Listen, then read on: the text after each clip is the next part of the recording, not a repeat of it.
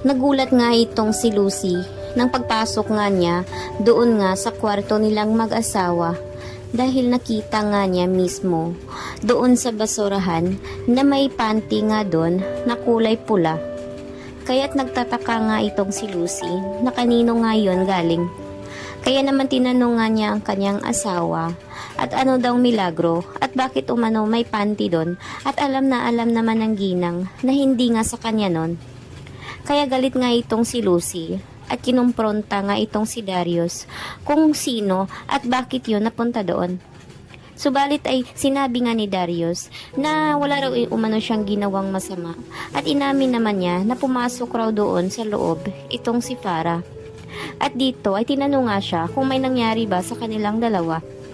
Subalit ang sinabi ni Darius na wala ngang nangyari sa kanila at nagalit nga siya dito kay Farah dahil bigla nga itong sumugod sa kanyang kwarto at nagbabalak ito na may mangyari sa kanila. Kaya galit nga itong si Lucy dito sa kanyang pinsan dahil sa kanyang ginagawa sa kanyang asawa. At dito ay kinumprontangan niya itong si Farah at sinabihan niya na bakit umano niya nilalandi ang asawa nito.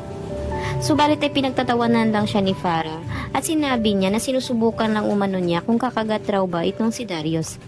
Kaya galit na galit nga itong si Lucy at sinabi nga niya na huwag niya umanong subukan ang kanyang magagawa dahil baka umano mapaalis pa niya itong si Farah sa kanyang bahay.